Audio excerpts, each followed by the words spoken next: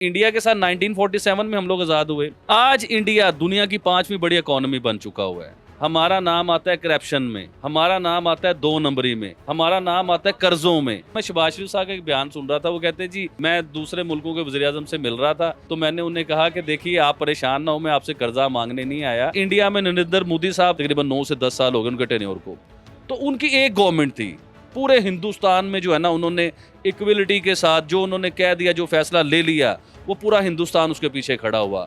सबसे बड़े शैतान तो हमें वो लोग लगते हैं ना जो हमारे सरों पे बैठे हुए हैं और हमें प्याज 300 रुपये किलो खरीदनी पड़ती है, एप्पल 400-500 रुपये किलो खरीदना पड़ता है।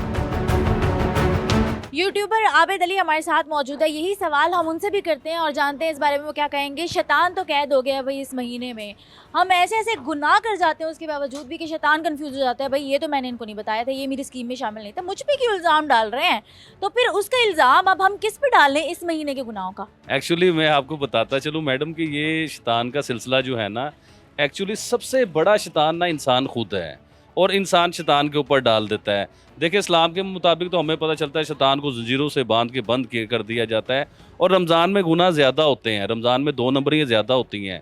देखिए पूरी दुनिया में, मैं अभी रिसेंटली दुबई गया हुआ था, तो मैंने क्या देखा कि पूरी दुनिया में ना जब रमज़ानुल मुबारक स्टार्ट होता है, जिन्हें हम यहूदी कहते हैं, जिन्हें हम क्रिश्चियन कहते हैं, जिन्हें हम हिंदू कहते हैं, जिन्हें हम गैर मुस्लिम कहते हैं, वो सब अपने बड़े बड़े स्टोरों पे ना, लग्जरी स्टोर होते हैं उनके, किसी ने 20% अनाउंस करता है, कोई 50% अनाउंस करता है कि मुसलमानों का एक मुबारक महीना स्टार्ट हो गया, रमज़ानुल मुबारक स्टार्ट हो गया है।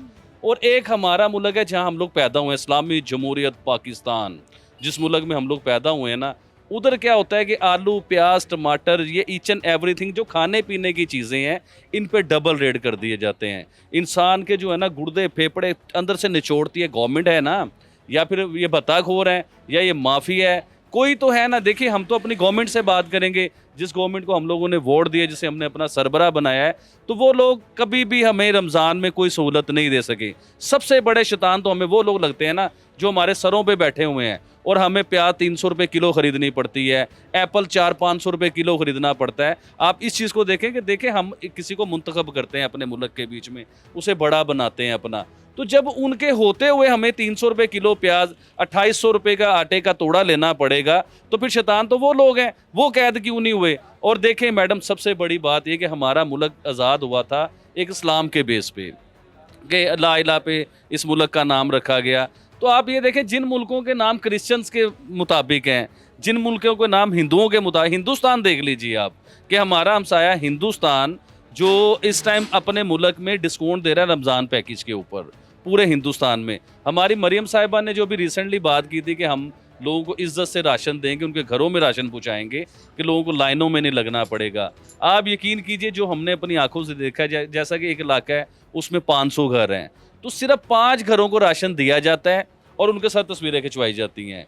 एक फॉर्मेलिटी, एक समझ लें कि एक ये चीज़ें पूरी की जा रही हैं आवाम को दिखाने के लिए। कोई आवाम का फ़ायदा नहीं हो रहा, कोई आवाम को रिलीफ नहीं मिल रहा। सबसे बड़ी बात ये कि देखिए हमें रिलीफ चाहिए, आम आदमी को क्या चाहिए।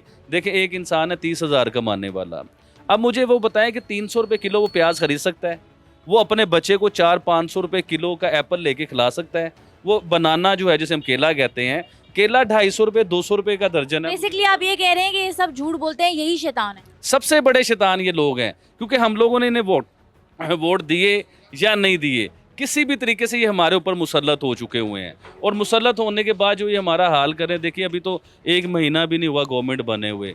जिस दिन ये गवर्नमेंट इन्होंने संभाली थी, अपनी हलफ बर्दारी जो थी ना, उसके बीच में हमारे प्राइम मिनिस्टर साहेब और जनाब मोहतरमा मरियम साहिबा, इन्होंने सबसे बड़ा रमज़ान का पैकेज पकड़ा था, सबसे ज़्यादा रमज़ान की बात की थी। मैडम आप अपने ऑफिस से बाहर निकलिए, देखिए आप 2-4 जगहों पे जहाँ जाके आप तस्वीरें खिंचवा रही हैं ना, उन लोगों का तो फ़ायदा हो रहा है। आपने देखना है आम सिविलियन को, आम आदमी को, आम लोगों को देखना है कि आम इंसान अपनी ज़िंदगी कैसे बसर कर रहा है। आप समझिए इस बात को मैडम कि एक इंसान की 30,000 रुपये सैलरी है, वो कैसे 2800 रुपये किलो आटा ले सकता है, 250 रुपये का 20 किलो का तोड़ा कैसे वो ले सकता है। किस तरह वो अपने घर का 10,000 रुपये 15,000 रुपये बिजली का बिल दे सकता है, किस तरह वो गैस का बिल इतना बड़ा दे सकता है, किस तरह अपने बच्चों को रमज़ान में इफ्तारी करवाएगा, किस तरह सहरी करवाएगा वो इंसान। फैज़पोश लोग बहुत ज़्यादा है हमारे मुल्क में। एक तो वो कम्युनिटी आप देख रहे होंगे जो मांगते हैं, मांग के गुजारा करते हैं। एक कम्युनिटी वो है जो बेचारे मांगते ही नहीं है, वो अंदर अंदर ही घुटते जाते हैं, मरते जाते हैं। तो देखिए खुदारा इस पाकिस्तान को जो हमने मुसलमानों के नाम पे लिया था ना, आए देखें इंडिया के साथ 1947 में हम लोग आज़ाद हुए। आज इंडिया दुनिया की 5वीं बड़ी इकोनॉमी बन चुका हुआ है, दुनिया की 5वीं बड़ी इकोनॉमी बन चुका है। हमारा नाम कहाँ पे आता है, आप भी बताएं ना, इकोनॉमी में कहाँ हमारा नाम है? हमारा नाम आता है करप्शन में, हमारा नाम आता है 2 नंबरी में, हमारा नाम आता है कर्जों में, कि हमने कितना कर्जा लिया हुआ है और मजीद किससे क्या कर्जा लेना है। अभी रिसेंटली मैं शहबाज शरीफ साहब का एक बयान सुन रहा था, वो कहते हैं जी मैं दूसरे मुल्कों के वज़ीर आज़म से मिल रहा था, तो मैंने उन्हें कहा कि देखिए आप परेशान ना हो, मैं आपसे कर्जा मांगने नहीं आया, मैं तो आपसे तजारत की बातें कर रहा हूँ। और भाई साहब आपने सारी ज़िंदगी उनके आगे भीख मांगी है, अगर आप उनसे अभी भी भीख नहीं मांगोगे तो अपना मुल्क कैसे चलाओगे? और बयान किस किस्म के दे रहे हैं, हम IMF से जो है ना कर्जा नहीं लेंगे, अब IMF से जो है ना हम जान छुड़ाने का टाइम आ गया है। ये सब झूठ है। IMF से आप कर्जा नहीं लोगे तो आपकी यशियाँ कहाँ से होंगी? तो अल्लाह से दुआ कीजिए कि हमारे पास कोई ऐसा हुक्मरान आए जो सॉलिड हो, जो मजबूत हो, जो अक्सरियत के साथ हमारे मुल्क। अभी है कोई पाकिस्तान में ऐसा हुक्मरान? देखिए अभी फ़िलहाल तो मुझे ऐसा कोई नज़र नहीं आ रहा। जरदारी साहब सदर बन गए हैं, शहबाज शरीफ साहब वज़ीर आज़म बन गए हैं, बेटी उनकी नवाज साहब की वज़ीर आला बन गई हैं, तो इन्होंने सब ने बांट लिया। अभी आप देखें ना KPK में, खैबर पख्तूनख्वा में अलग गवर्नमेंट है, सिंध में अलग गवर्नमेंट है, पंजाब में अलग गवर्नमेंट है, इस्लामाबाद में अलग गवर्नमेंट है। तो जब इन सब सूबों में एक गवर्नमेंट होगी तो फिर हमारा मुल्क तरक्की करेगा। देखिए इंडिया में नरेंद्र मोदी साहब का 10वां टेन्योर चल 10 साल चल रहे हैं, तकरीबन 9 से 10 साल हो गए उनके टेन्योर को। तो उनकी एक गवर्नमेंट थी, पूरे हिंदुस्तान में जो है ना उन्होंने इक्वलिटी के साथ जो उन्होंने कह दिया, जो फैसला ले लिया, वो पूरा हिंदुस्तान उसके पीछे खड़ा हुआ, उनकी फ़ौज भी खड़ी हुई, उनके अदारे भी उसके पीछे खड़े हुए। अब हमारा जो टूटा फूटा वज़ीर आज़म बना है, आप बताइए कि वो कोई डिसीज़न ले तो उसकी बात कैसे मानी जाएगी? सिंध वालों ने कहना हमने नहीं मानना, बलूचिस्तान वालों ने कहना हमने नहीं मारना। तो ये तो सारा एक ड्रामा हो गया हुआ है हमारे नसीबों में। कब कोई अच्छा हुक्मरान आएगा इस चीज़ की समझ नहीं आ रही। देखिए ना हमें इतना उलझा दिया गया कि आज हम प्याज 300 रुपये किलो खरीदते हैं, हम लोग सड़कों पे बाहर नहीं आ सकते क्योंकि हम इतना उलझे हुए हैं। बाहर आएंगे तो हम अपने बच्चों की जो रोटी खा रहे हैं वो भी नहीं हमारे पास आएगी। तो इस बुरे हालातों में हम लोग आ चुके हुए हैं। अल्लाह से दुआ करें रमज़ानुल मुबारक को अच्छा हमारा गुजर जाए।